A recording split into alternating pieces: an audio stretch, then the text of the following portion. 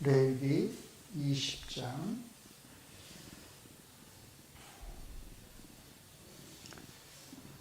10절로 24절까지의 말씀을 보겠습니다. 구약성경 제성경책으로 177면이네요. 레위기 20장 10절부터 24절까지 하나님 말씀을 같이 읽겠습니다. 누구든지 남의 아내와 간음하는 자, 곧 그의 이웃의 아내와 간음하는 자는 그 간부와 음부를 반드시 죽일지니라. 누구든지 그의 아버지의 아내와 동침하는 자는 그의 아버지의 하체를 범하였은즉 둘 다 반드시 죽일지니 그들의 피가 자기들에게로 돌아가리라. 누구든지 그의 며느리와 동침하거든 둘 다 반드시 죽일지니 그들이 가증한 일을 행하였습니다. 그들의 피가 자기들에게로 돌아가리라. 누구든지 여인과 동침하든 남자와 동침하면 둘 다 가증한 일을 행함인즉 반드시 죽일지니 자기의 피가 자기에게로 돌아가리라. 누구든지 아내와 자기의 장모를 함께 데리고 살면 악행인즉 그와 그들을 함께 불살을지니 이는 너희 중에 악행이 없게 하려 함이니라. 남자가 짐승과 교합하면 반드시 죽이고 너희는 그 짐승도 죽일 것이며 여자가 짐승에게 가까이하여 교합하면 너는 여자와 짐승을 죽이되 그들을 반드시 죽일지니 그들의 피가 자기들에게로 돌아가리라. 누구든지 그의 자매 곧 그의 아버지의 딸이나 그의 어머니의 딸을 데려다가 그 여자의 하체를 보고 여자는 그 남자의 하체를 보며 부끄러운 일이라. 그들의 민족 앞에서 그들이 끊어질지니 그가 자기의 자매의 하체를 범하였은지 그의 죄를 담당하리라. 누구든지 월경 중에 여인과 동침하여 그의 하체를 범하면 남자는 그 여인의 근원을 드러냈고 여인은 자기의 피 근원을 드러냈음인즉 둘 다 백성 중에서 끊어지리라. 내 이모나 고모의 하체를 범하지 말지니 이는 살구치의 하체인즉 그들이 그들의 죄를 담당하리라. 누구든지 그의 숙모와 동침하면 그의 숙부의 하체를 범함이니 그들은 그들의 죄를 담당하여 자식이 없이 죽으리라. 누구든지 그의 형제의 아내를 데리고 살면 더러운 일이라. 그가 그의 형제의 하체를 범함이니 그들에게 자식이 없으리라. 너희는 나의 모든 규례와 법도를 지켜 행하라. 그리하여야 내가 너희를 인도하여 거주하게 하는 땅이 너희를 토하지 아니하리라. 너희는 내가 너희 앞에서 쫓아내는 족속의 풍속을 따르지 말라. 그들이 이 모든 일을 행함으로 내가 그들을 가슴히 여기노라. 내가 전에 너희에게 이르기를 너희가 그들의 땅을 기업으로 받을 것이라. 내가 그 땅 곧 젖과 꿀이 흐르는 땅을 너희에게 주어 유업을 삼게 하리라 하였노라. 나는 너희를 만민 중에서 구별한 너희의 하나님 여호와입니다. 아멘. 제가 소요리문답 70문에서 72문 처음 시작할 때 드렸던 숙제 혹시 하셨나요? 동생의 자들이 이 레위기 20장을 근거로 동생회가 금해진다면 월경중 부부관계도 오늘날 금해야 되는데 왜 그것은 금하지 않느냐 뭐 이런 논리를 가지고 이제 동성애를 정당화하려고 한다고 그랬잖아요. 어떻게 답을 할 수 있을까요? 오늘 한번 그 문제를 마지막으로 한번 생각해 보겠습니다. 프린트물 다 받으셨죠? 자, 제가 쭉 읽어갈게요. 양이 조금 많아서 좀 죄송한데 조금 빠르게 제가 읽도록 하겠습니다. 지난 2주에 걸쳐서 소요리문답 제70문에서 제72문까지에 걸쳐 있는 제7계명 간음하지 말라는 계명을 살펴보았습니다. 특별히 창조 목적의 관점, 하나님과의 언약적 신실함의 관점, 그리고 그리스도의 구속 사역으로 인한 회복의 관점에서 살펴보았는데 이 문제는 결국 교회 공동체의 거룩성과도 연결되는 것을 알 수 있었습니다.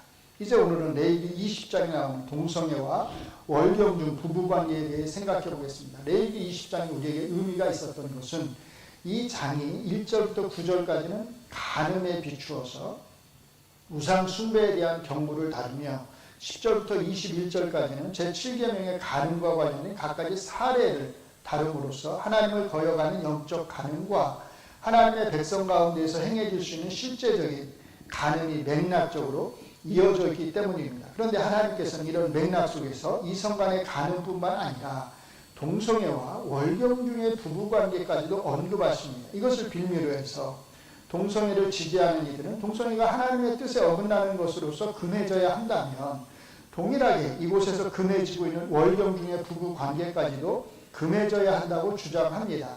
그러니까 월경중 부부관계는 아무 문제 없이 행하면서 왜 동성애만을 문제 삼느냐는 것입니다. 먼저 이들의 논리를 그대로 여기에 나오는 말씀들에 적용한다면 이 논리에 문제가 있어요. 우리는 간음에 대한 다른 말씀들 역시 오늘날 금할 수 없는 말씀들이 될 것입니다. 무슨 말인지 아시나요? 아니 여기 나오는 동성애를 하나님께서 허용하셨다면 우리도 이렇게 질문할 수 있죠. 그러면 여기서 말하는 다른 간음들이 있잖아요. 갖가지 간음들. 그럼 그것도 허용하실 수 있는 거 아니냐? 같은 장에 나오는 거니까. 그렇죠? 논리적으로 따지면 이게 질문을 던질 수 있는 것이고 그 답에 대한 책임은 이제 동성애를 지지하는 분들이 져야 되겠죠. 동성애는 허용이 되면서 왜 다른 간음들, 여기 나오는 다른 간음들은 범하면 안 되는가? 이 책임은 이제 그 사람들에게 있는 거겠죠. 그 얘기를 하는 겁니다. 자, 먼저 이들의 논리를 그대로 여기에 나오는 말씀들에 적용을 한다면 우리는 간음에 대한 다른 말씀들 역시 오늘날 금할 수 없는 말씀들이 될 것입니다. 그러나 레위기 20장에 함께 나온다는 이유만으로 모든 규례를 같은 방식으로 적용하거나 폐지할 수는 없습니다. 그렇게 하면 본문 안에 함께 나오는 제가 방금 말씀드렸듯이 간음, 근친상간, 또 심지어 짐승과의 성관계 같은 규례들까지도 동일하게 상대화해야 하는 문제가 생기기 때문에 이것도 허용할 수 있지 않느냐는 거예요. 동성애를 허용한다는. 자, 그러므로 중요한 것은 같이 읽어볼까요?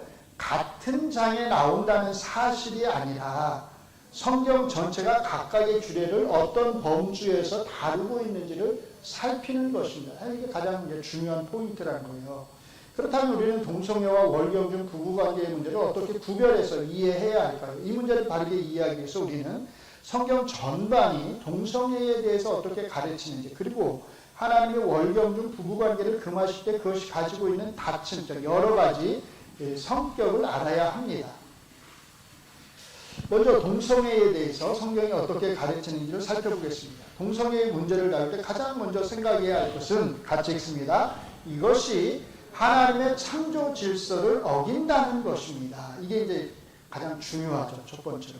타락 전 하나님께서는 같이 읽습니다. 이러므로 남자가 부모를 떠나 그의 아내와 합하여 둘이 한 몸을 이룰지로다 라고 말씀하셨습니다. 그리고 이것은 하나님의 창조 목적인 생육하고 번성하여 땅에 충만하라는 말씀과도 연관이 있습니다. 이것은 하나님이 정하신 창조 질서요 목적으로서 타락 이후에도 변경될 수 없는 것입니다. 그러니까 생육하고 번성하라는 명령은 지금 우리에게도 계속 주어져 있는 것이에요. 자, 쉽게 말해서 하나님이 정하신 성적 관계는 남자와 여자 사이에서만 이루어져야 한다는 것입니다. 그리고 그 원칙은 부부 관계에서만 이루어져야 한다는 것입니다. 그러니까 두 가지 원칙이 있는 거예요.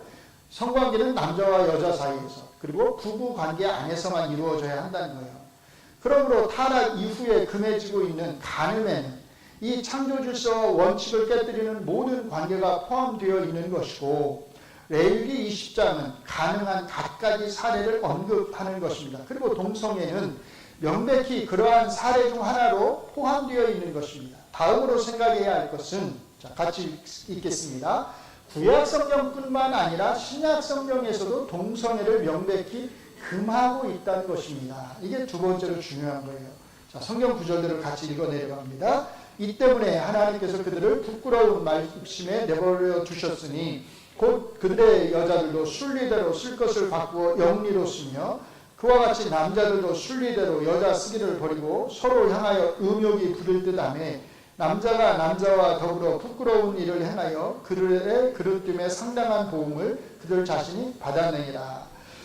고린도전서 6장 9절 10절입니다. 불의한 자가 하나님의 나라를 유업으로 받지 못할 줄을 알지 못하느냐. 미혹을 받지 말라. 음행하는 자나 우상 숭배하는 자나 간음하는 자나 탐색하는 자나 남색하는 자나 도적이나 탐욕을 부리는 자나 술 취하는 자나 모욕하는 자나 속여 빼앗는 자들은 하나님의 나라를 유업으로 받지 못하리라. 디모데전서입니다. 알 것은 이것이니 율법은 옳은 사람을 위하여 세운 것이 아니요 오직 불법한 자와 복종하지 아니하는 자와 경건하지 아니한 자와 죄인과 거룩하지 아니한 자와 망령된 자와 아버지를 죽이는 자와 어머니를 죽이는 자와 살인하는 자며 음행하는 자와 남색하는 자와 인신매매를 하는 자와 거짓말하는 자와 거짓 맹세하는 자와 기타 바른 교훈을 거스르는 자를 위함이니. 자, 로마서의 말씀에서 중요한 표현은 순리대로입니다. 이것은 하나님이 정하신 최초의 창조 질서를 가리킵니다. 그러므로 순리대로 쓸 것을 바꿔 영리로 바꿔서 반대로 썼다라는 말씀은 하나님이 정하신 그 창조 질서를 따르지 않고 오히려 그것을 거슬러서 사용하고 있다는 뜻입니다. 신약성경은 이렇게 명백하게 동성애를 금하고 있습니다. 그러니까 성경 전체가 동성애를 금한다는 게 명백하다는 거죠. 다음으로 생각해 보아야 할 것은 동성애가 어디에 들어가요? 도덕법의 범주 안에 들어가 있다는 것입니다. 이런 도덕법은 구약과 신약에서 변함없이 동일하게 적용이 됩니다. 앞에서 인용한 고린도전서와 디모데전서에서 금하고 있는 목록들을 잘 살펴보시기 바랍니다. 어떤 것들이 있었냐면 음행, 도적, 탐욕, 모욕, 속임, 거짓말, 살인 등 모두가 다 도덕적인 죄와 관련된 것으로서 구약과 신약에서 동일하게 금하는 행위들입니다. 자, 마지막으로 동성애에 대해서 내려지는 규정과 형벌을 보아야 합니다. 하나님은 동성애를 뭐라고 불러요? 가증한 일이며 그래서 반드시 죽일진이라고 말씀합니다. 성경에서 가증한 일이라고 표현할 때 같이 읽습니다.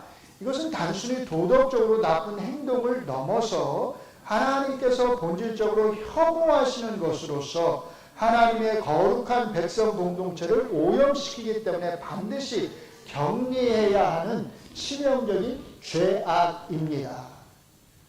이건 그냥 일반 죄하고는 차원이 다르다는 거예요.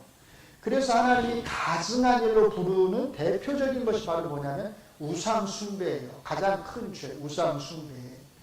이런 가증한 일은 하나님의 거룩한 백성으로서의 공동체 안에 있어서는 안 되는 일이기에 하나님은 이런 일을 행하는 자들을 반드시 죽여야 한다고 말씀하신 것입니다. 그러므로 우리는 동성애에 대한 이런 성격 규정과 형벌을 통해서 동성애가 시대적인 문화적 산물이라거나 사랑을 전제로 한 행위라고 하는 등의 변명을 통해서 그 허용 여부가 바뀔 수 있는 것이 아님을 분명히 해야 합니다. 자, 이제 월경중 부부의 성관계의 금지에 대해서 살펴보겠습니다. 먼저 이것은 타락 전에 창조 질서를 어기는 것과는 아무런 관련이 없습니다. 이게 아주 중요한 차이죠. 타락 전 창조 질서를 어기는 것하고는 아무 관련이 없습니다. 아담과 그의 아내 두 사람이 벌거벗었으나 부끄러워하지 아니하니라. 자, 이 말씀은 단순히 옷을 입지 않았지만 부끄러워하지 않았다는 뜻이 아니라 부부 사이에 그리고 부부의 성관계 속에 아무런 수치, 왜곡, 부정함, 죄책이 없었다는 뜻입니다. 그러므로 타락 전 부부관계는 하나님의 창조 질서 안에서 오히려 어떤 거예요? 선하고 거룩한 것이었습니다. 여기서 한 가지 분명히 해야 할 것이 있습니다. 같이 읽겠습니다. 타락 전 하나님의 창조 질서 안에서 부부의 성관계가 선하고 거룩한 것이었듯이 타락 후에도 혼인 안에서 이루어지는 부부관계가 가진 선한 성격 자체가 사라진 것은 아닙니다. 바뀐 게 아니에요. 여전히 타락 후에도 혼인관계 안에서 이루어지는 부부의 성관계는 선한 것이고 오히려 거룩한 것이다 이렇게 말할 수 있는 거예요. 다만 타락 이후에 이제 이게 중요한데요. 같이 읽습니다. 인간 존재 전체가 죄된 욕망의 영향 아래 있기 때문에 부부 사이에서도 잘못되거나 왜곡된 방식으로 성이 사용될 수 있는 것은 사실입니다. 이건 우리가 인정하지 않을 수 없는 거죠. 그러므로 하나님께서는 자기 백성에게 부부 사이라 하더라도 생명과 정결과 절제의 질서 안에서 성을 사용하도록 요구하십니다. 이것은 타락 이후에 일어난 뭘 고려한 거냐면 인간 존재의 변화 그리고 하나님과의 관계에서의 변화를 고려한 것입니다. 레위기가 요구하고 있는 월경중 성관계의 금지는 바로 이런 관점에서 다루어져야 합니다. 다시 말해서 레위기가 월경중 부부관계의 금지를 요구할 때 그것은 부부관계 자체가 부정하다거나 여자의 몸이 더럽다는 뜻이 아니라 타락 이후에 일어난 변화들을 고려해야 한다는 뜻입니다.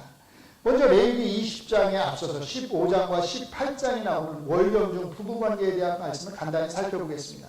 같이 읽습니다. 어떤 여인이 유출을 하되 그의 몸에 그의 유출이 피이면 이래 동안 불결함이 그를 만지는 자마다 저녁까지 부정할 것이요 누구든지 이 여인과 동침하여 그의 불결함에 전염되면 이래 동안 부정할 것이라. 그가 눕는 침상은 다 부정하니라. 자, 레위기 15장은 모든 유출의 부정함에 대해 말씀합니다. 여성의 유출만 부정하다고 말하는 게 아니라는 거예요. 여성의 월경에 대해 말하기에 앞서서 사실은 그 앞부분에서 이미 뭐요? 남성의 유출, 즉 설정, 15장 16절에 이렇게 나와요. 설정한 자는 전신을 물로 씻을 것이며 저녁까지 부정하리라. 이 남성의 유출에 대해서도 언급을 이미 했습니다. 그리고 이제 그 다음에 여성의 유출, 즉 월경에 대해 말씀하는 것입니다. 여기에서 모든 유출은 그것이 남성의 유출이든 아니면 여성의 유출이든 모두가 다 같이 읽습니다. 시작. 의식적 부정의 관점에서 말해지고 있다는 세레모니요. 이게 중요한 거예요. 쉽게 말해서 이것을 동성애와 같은 죄로 규정하지 않고 이스라엘 백성이 하나님과의 거룩한 관계를 유지하기 위해서 지켜야 할 뭐요? 무슨 규례? 정결 규례로서 요구하신다는 겁니다. 그러므로 여기에서는 월경 중인 여자와 성관계를 갖는 사람은 7일 동안 부정하리라고 말씀하는 것입니다. 그러나 레위기 18장 19절과 20장 18절은 보다 더 분명하게 월경 중 성관계를 금하고 있습니다. 그러나 그 규례의 근거와 기능은 창조질서 자체를 거스르는 도덕적 죄의 규정이라기보다는 의식적 정결과 거룩한 경계의 문제에 더 깊이 연결되어 있습니다. 같이 읽습니다. 너는 여인이 월경으로 불결할 동안에 그에게 가까이하여 그의 하체를 범하지 말지니라. 또 누구든지 월경 중에 여인과 동침하여 그의 하체를 범하면 남자는 그 여인의 근원을 드러내고 여인은 자기의 피 근원을 드러냈음인즉 둘 다 백성 중에서 끊어지리라. 자, 여기에서 우리가 주목해야 할 표현은 남자가 그 여인의 근원을 드러냈다라고 하는 말씀과 여자가 자기의 피 근원을 드러냈다는 것입니다. 이 둘은 결국 하나의 말씀인 것을 알 수 있습니다. 그러니까 월경중 부부관계는 뭐와 관련이 있어요? 피의 근원과 관련이 있다는 뜻이에요. 이 표현이 중요한 이유는 레위기에서 피는 성경 전체가 그렇지만 단순한 생리현상을 가리키는 게 아니라 뭐와요? 생명과 관련되어 있기 때문입니다. 육체의 생명은 피에 있습니다. 레위기 17장 11절 말씀이에요. 그러므로 월경시에 흘러나오는 피는 단순한 분비물이 아니라는 뜻입니다. 그 다음이 중요한데요. 같이 읽어볼까요?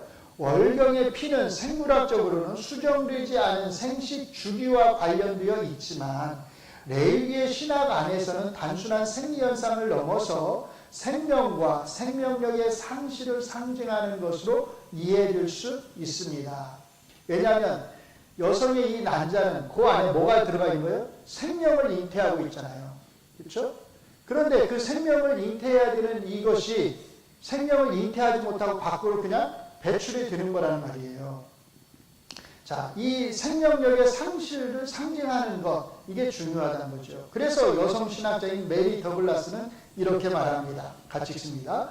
월경혈은 레위기 신학에서 생명력 자체를 상징한다. 그것은 잠재적 생명이 실현되지 못하고 흘러나간 것이다.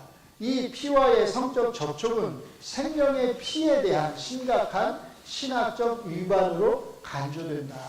생명을 맺어야 할 것이 생명을 맺지 못하고 나오기 때문에 그런 의미에서 이게 부정하다 이렇게 말을 한다는 것이에요. 남자의 설정이 부정한 이유도 동일하다고 볼 수 있는 거죠. 똑같은 거예요, 사실은.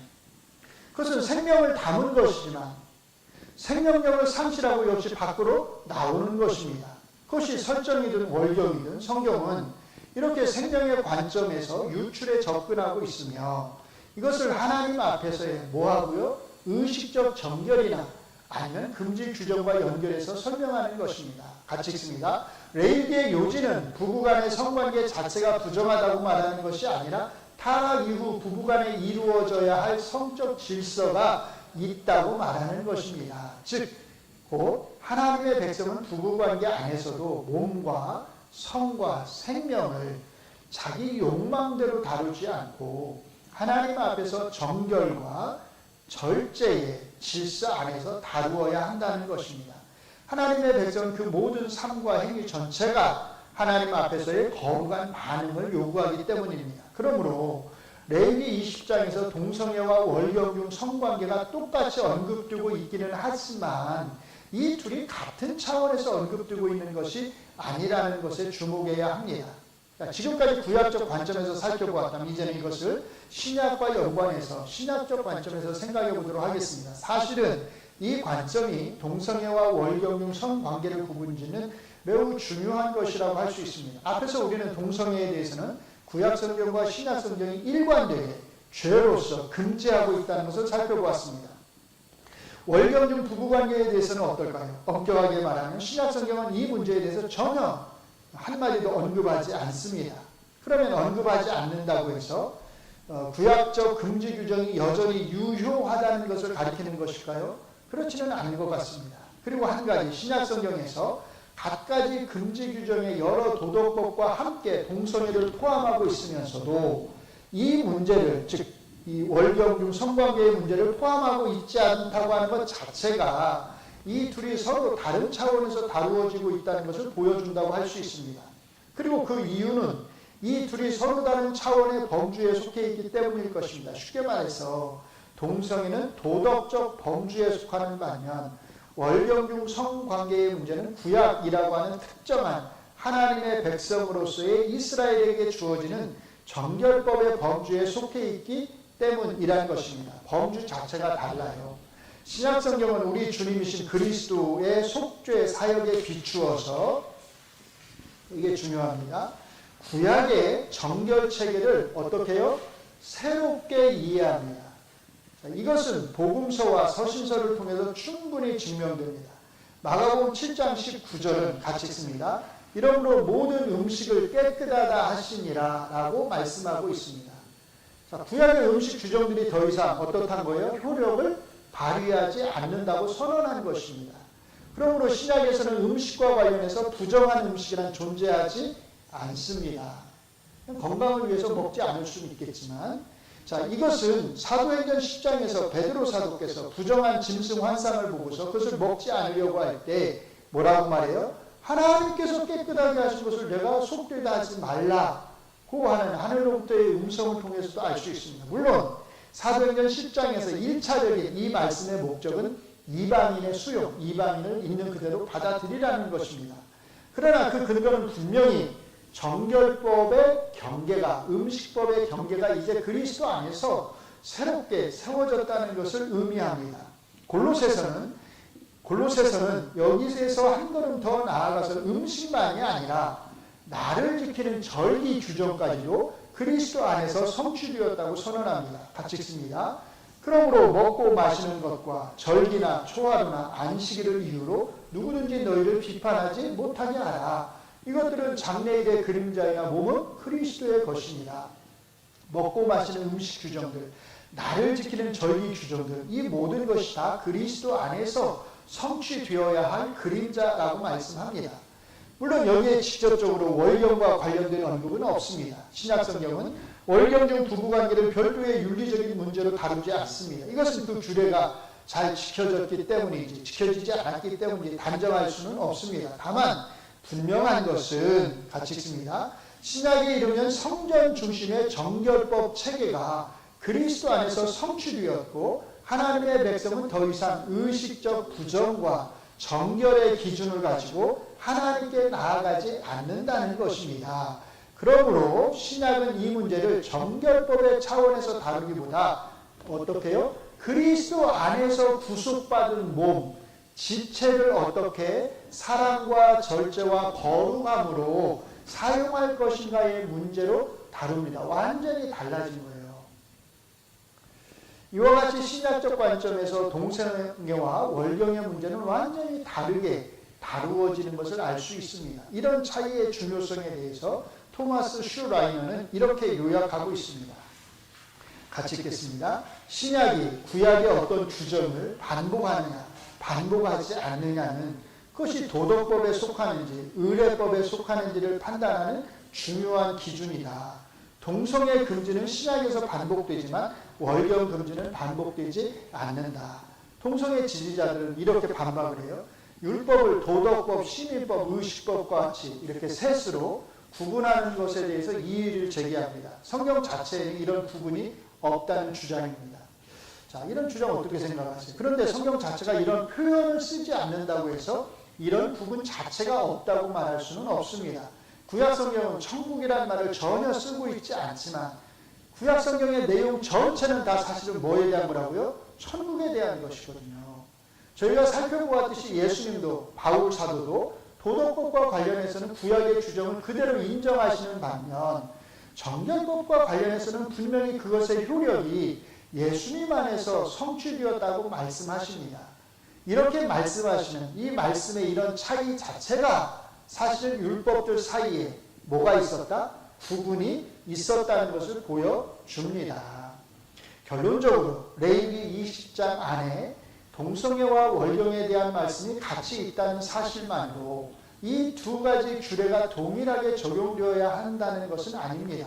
월경중 성관계의 금지는 정결법과 연결되어 있고 신약에서 반복되지 않고 있습니다. 그러나 동성간 성행위에 대해서는 구약에서 가증한 행위도 엄격히 금하고 있으며 신약 성경에서도 마찬가지입니다. 이것은 동성애가 하나님의 창조 질서에 어긋나는 행위이기 때문입니다. 그러나 월경중 성관계는 창조 질서에 어긋나는 것이 아니라 타락후 인간 존재의 변화된 관계를 보여주는 것으로서 그것은 예수님이 오시기 전까지 유효한 것이었고 이제 예수님 안에서 부정에 대한 모든 규례가 성취되었습니다. 이것은 그리스도인이 자기 자신의 지체를 아무렇게나 써도 된다는 뜻이 아니라 오히려 더욱더 거룩한 몸으로서 하나님 앞에 드려야 하며 부부간의 성관계 역시 그리스도 안에서의 거룩함을 드러내는 방식으로 이루어져야 함을 의미하는 것입니다. 바로 이런 면에서 바울 사도의 다음과 같은 권면의 말씀은 그리스도인 부부들이 잘 귀담아 들어야 합니다. 같이 읽습니다. 서로 분방하지 말라. 다만 기도할 틈을 얻기 위하여 합의상 얼마 동안은 하되 다시 합하라. 이는 너희가 절제 못함으로 사탄이 너희를 시험하지 못하게 하려 함이라. 오랫동안 교회 공동체 안에서 주장되어 있어요. 그게 뭐냐면 금욕주의입니다.